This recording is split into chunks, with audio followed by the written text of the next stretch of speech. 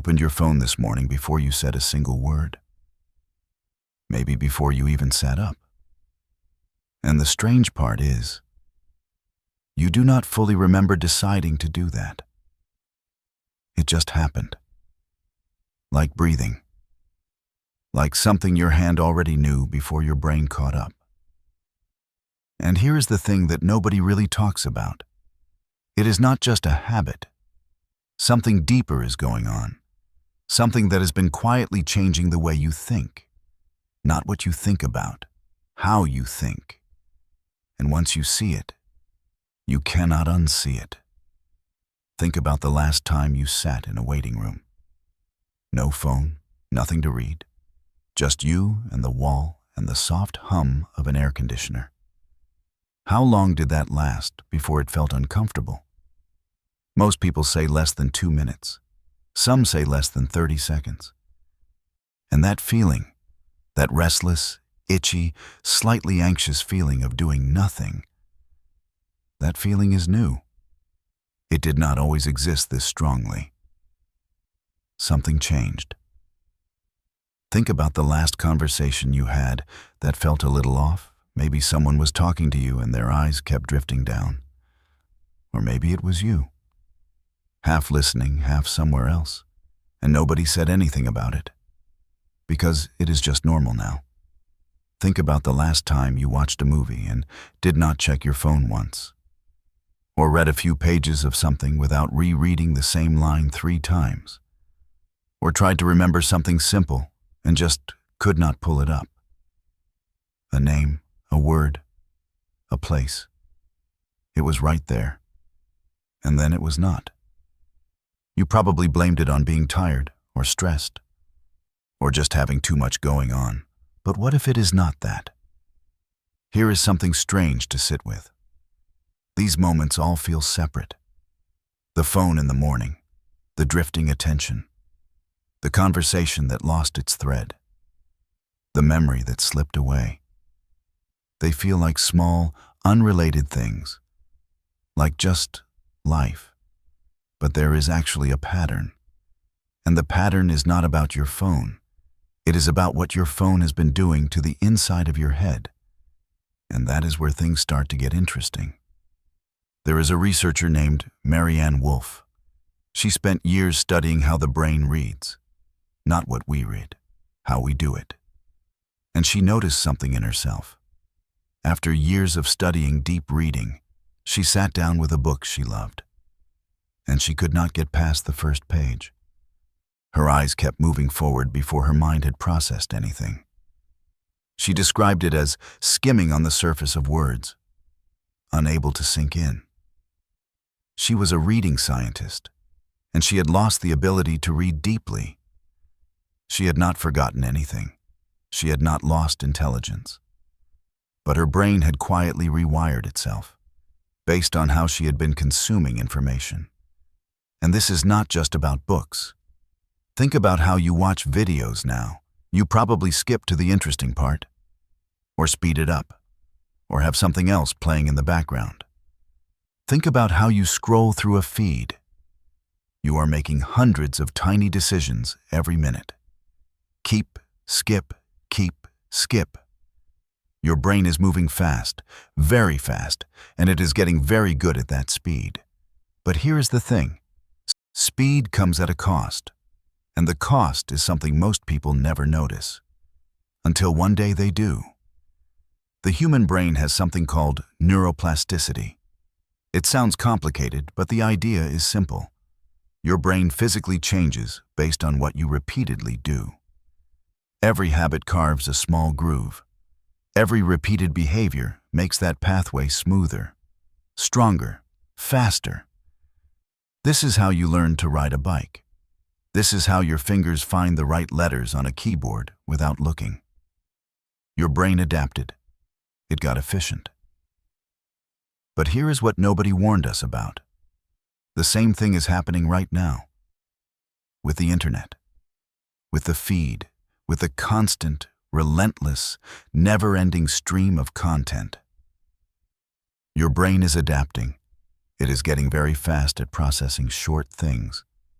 And quietly, slowly. It is losing the muscle for long things.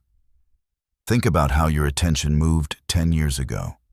You could sit with something, a long article, a slow film, a conversation that did not go anywhere particular, and it felt fine, maybe even good. Now try that. Genuinely try. Sit with something slow and unresolved for 20 minutes. No payoff, no punchline, no notification. Just sitting. It feels almost impossible. Not because you are lazy, not because you are broken, but because your brain has been in training, and it has been training for speed. And this is where it gets bigger. Because it is not just happening to you. It is happening to everyone around you at the same time. Your friends, your coworkers, your family. Everyone is adapting in the same direction. Everyone is getting faster and shallower together. And because it is everyone, it starts to feel like normal. Like this is just how people are now.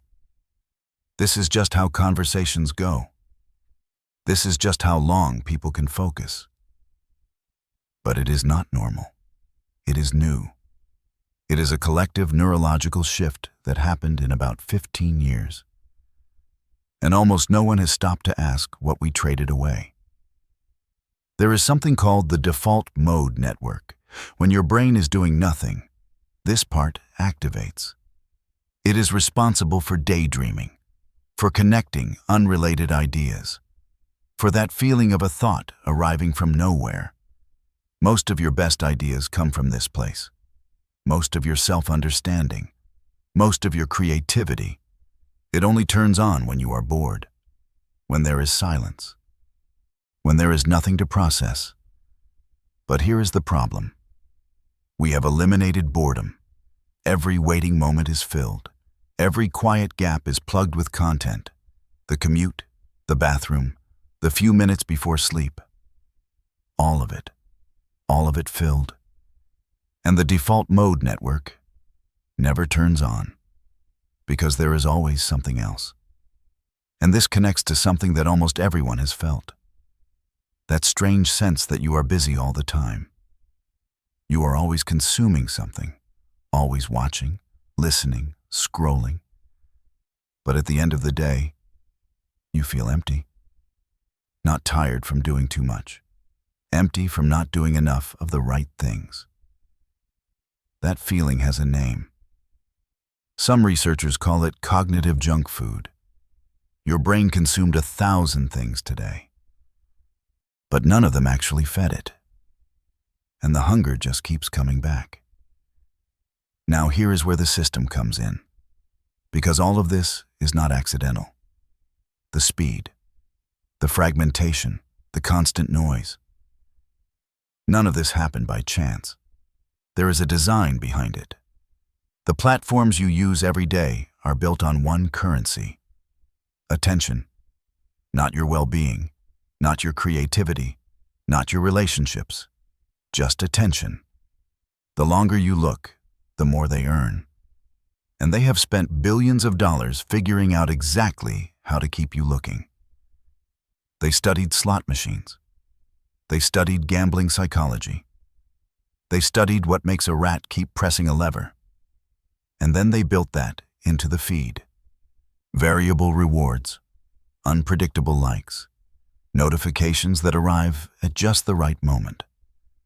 They are not giving you what you want. They are giving you just enough to keep you wanting. And the part that most people do not realize is that this is not just about making you addicted to the app. The deeper goal is keeping your attention in short cycles. Because short attention is more profitable than long attention. A distracted mind watches more ads than a focused one. A restless user opens the app again 3 minutes after closing it. The system is not just capturing your attention. It is reshaping how you give it. It is teaching your brain to expect novelty every few seconds. And when novelty does not come, you go looking for it. And the truly strange part You begin to apply that same restlessness to everything. Not just the phone, but to books, to conversations, to people. If something takes too long to be interesting, you leave. If someone is not immediately engaging, your mind wanders. You start editing your life the same way you scroll a feed, fast-forwarding, skipping the quiet parts. Looking for the moment something becomes worth paying attention to. But most of the best things in life are in the quiet parts. There is something worth noticing in how people talk now. Real conversations, in person. Watch how quickly the topic changes, how rarely anything gets followed all the way through. How often someone reaches for their phone mid-sentence.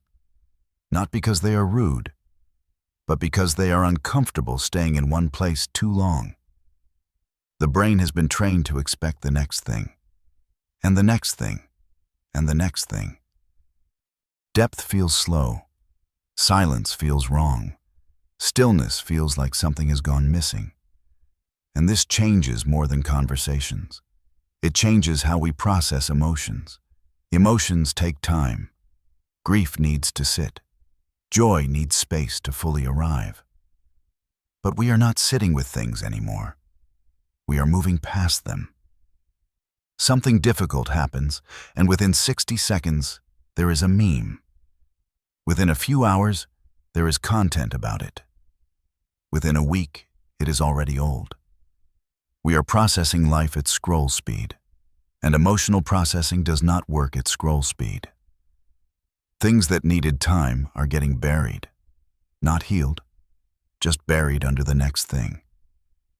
You have probably felt this in a small way.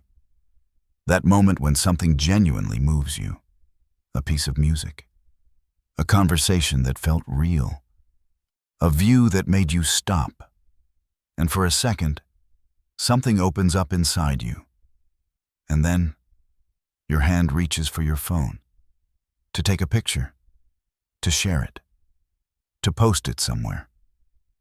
And in that movement, something disappears. The experience stops being yours. It becomes content. It moves from feeling to performance.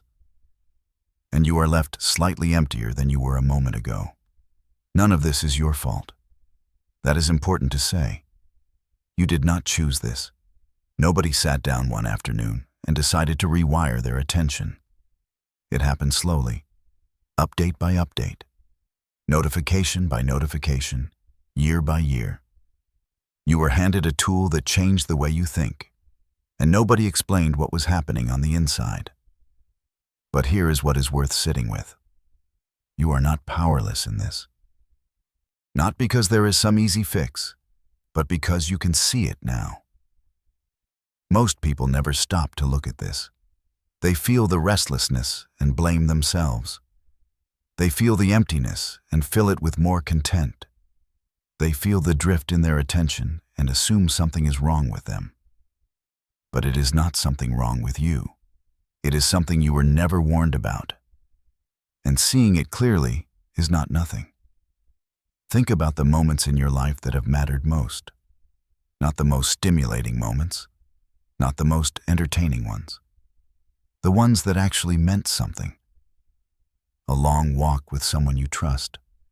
A night when the conversation kept going after midnight. A book that changed something in the way you see things. A moment of doing absolutely nothing, and somehow feeling completely full. Those moments had one thing in common. They were slow. They required you to stay, to not skip to the next thing, to just be in one place long enough for something to happen. And your brain is still capable of that.